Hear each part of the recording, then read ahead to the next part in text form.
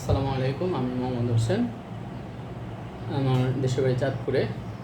আমি এখানে ঢাকা কলেজ থেকে মাস্টার্স কমপ্লিট করি হিসাব বিজ্ঞান বিষয়ে। তো যে প্রসঙ্গে আসলে আপনাদের সামনে আজকে আসা, আসলে 2-3 দিন আগে আমার স্ত্রী যেটা করছে, ইউটিউবে একটা চ্যানেল খুলছে, আমি যেটা জানতে পারছি। তা আসলে ওর চ্যানেলটা গ্রো হচ্ছে না, প্লাস আসলে ও ভয় আমাকে বলেও নাই। আমি ভাবলাম আসলে বাস্তবতা যেটা কেন খুলছে, আপনারা হয়তো ওর দিক থেকে ওর চ্যানেলটা কেন খুলছে ওর সত্যি কথাটা আসলে আপনাদের কাছে শেয়ার না করলে না। যে রয়েছে আসলে আমি 2017 সালে ব্যাংকে অনেকগুলো পরীক্ষা দিচ্ছি, সাইপ্রাস থেকেও কোচিং করছিলাম। তা আসলে হঠাৎ করে আমি জানতে পারলাম যে ব্যাংক সেক্টরটা চাকরি করা ঠিক হবে না, ওখানে ওটা হালাল না, ওই কর্মটাই নাকি হারাম। যাই হোক, এই জন্য ব্যাংক সেক্টরে পরীক্ষা দেই নেই, অনেকগুলো ভাইবে অংশগ্রহণ করছি। তাছাড়া প্রাইমারি স্কুলে একবার ভাইবে অ্যাটেন্ড করছি, সেখানেও সমস্যা হয়েছে। যেটা আসলে প্রাইমারি স্কুলে 2020 সালে, যেটা অর্থাৎ 18 সালে পরীক্ষা দিয়ে 20 সালের দিকে যেটা আমাদের ভাইবে হয়েছে 20 মার্চ সম্ভবত, বা 20 বা 22 মার্চ হবে সেটা। তো ভাইবার সময় আসলে আমাদের চাঁদপুরে 10 জন করে ভাইবা বোর্ডে নিয়েছিল। পরবর্তীতে যেটা হয়েছে 10 জন করে ভাইবা বোর্ডে নেওয়া, আমি যেহেতু গান শুনি না, এ লাইন থেকে একটু দূরে, তো উনি ডিসি মহোদয় যেটা করছে, ল্যাপটপের মধ্যে গান বাজাইছে, এই সুরকার গীতিকার, আসলে আমি বলতে পারি না যেহেতু আমি গান পারি না। এইভাবে তখনও চাকরিটা হলো না। রাষ্ট্রপতি কার্যালয়ে ভাইবা দিতে গেলাম, সেখানে আমার দাড়ি নিয়ে প্রশ্ন করছে, যেহেতু ছোটো একটা পোস্ট, অফিস সহকারী পোস্ট ছিল সেটা, যে আপনি কি দাড়ি কাটতে পারবেন যদি চাকরি প্রয়োজন হয়। আমি না করছিলাম, সেটাও হইলো না। এরপরে হইলো বিদেশের জন্য চেষ্টা করছি, রেস্টুরেন্টের জন্য অনেকগুলো, যেহেতু আমি অন্য কোনো কাজ জানি না, তো রেস্টুরেন্টের ভিসার জন্য অ্যাপ্লাই করছি। সেখানেও প্রত্যেকটা সেক্টরে আসলে আমার এই দাড়ির জন্য সমস্যা হইতো, দাড়ি নিয়ে কথা বলতো, ইয়ে করতো, মানে দাড়ি কাটতে হবে। যাই হোক, আমি আমার স্ত্রীর সাথে শেয়ার করছি যে এরকম বলে, আমার মন মানে না দাড়ি কাটার জন্য, কী করবো। ও বারবারই বলছে তোমার যেহেতু মন চায় না, আর দাড়ি রাখা তো সুন্নত, তাহলে কাটবা কেন এরকম। আলহামদুলিল্লাহ, আমি এখানে একটা স্কুলের মধ্যে চাকরি করি, এখানে একটা প্রাইভেট স্কুল, ওখানে চাকরি করি। আলহামদুলিল্লাহ, মোটামুটি দিন ভালোই যাইতেছিল। কিন্তু আসলে আমাদের স্কুলটার মধ্যে যেটা হয়, বাচ্চা স্টুডেন্ট পড়ানো নিয়ে অনেক প্রতিবন্ধকতা, পড়ানো যাবে না এরকম অনেক রুলস রেগুলেশন করে। তা আসলে বর্তমানে আমার একটু কষ্ট হইতেছে আসলে। অর্থাৎ এর মধ্যে আমার বয়সটা শেষ, চাকরির বয়স নেই, 2-একটা অ্যাপ্লিকেশন হয়তো বাকি আছে।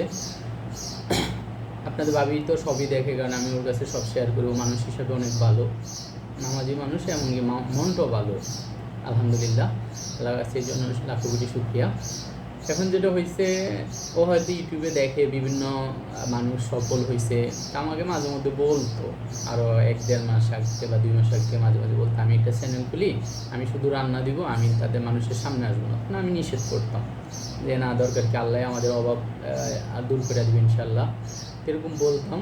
আমি এর মাঝে বিদেশের জন্য চেষ্টা করতেছি। আসলে বিশ্বস্ত একটা কোম্পানির ভিসা ওরকম পাওয়া যায় না, ফ্রি ভিসা পাই, আসলে আমি তো তেমন কোনো কাজ পারি না, আর কেউ দায় নিতে চায় না। অর্থাৎ আমি একটা ভিসায় বিদেশ গেলাম, কিন্তু প্রথমে তো আমি ভাষা চিনি না, ভাষা জানি না, কারণ ওই দেশের ভাষা জানি না, কাজ করতে নেবো সেটাও জানি না। এই জন্য আসলে কেউ ওরকম দায় নিয়েও ভিসাও দেয় না, আমার একটা কাজও হয় না, কোন হইতেছে না। আবার আমার স্কুলটা তো যে বেতন আমাদের, এটা আসলে অনেক কষ্ট হয়। সেটা আপনাদের ভাবি মনে হয় 2 দিন বা 3 দিন আগে ইউটিউবে সম্ভবত একটা চ্যানেল খুলছে, আমি আজকে জানতে পারলাম যে একটা চ্যানেলও খুলছে।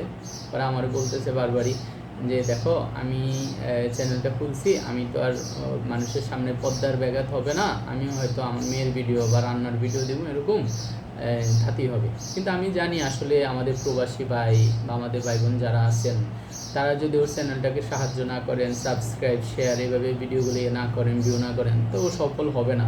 আর আমি 2 দিন যাবত ওরে দেখতেছিলাম, কী নিয়ে জানি অনেক ব্যস্ত, মানে সারাক্ষণই ব্যস্ত থাকে। আমি আবার দেখা যায় স্টুডেন্ট পড়াইতে চলে যাই, টিউশনি করি, এই জন্য অত এই দেখা হয় না। তারপরে এখন দেখা হয়েছে স্কুল বন্ধ, তো আমাদের স্কুল রবিবার থেকে খোলা, এই জন্য আমি কিছু কিছু বিষয় দেখলাম যে অনেক ব্যস্ত। পরে আমি বললাম কী হয়েছে আমার বলো তুমি।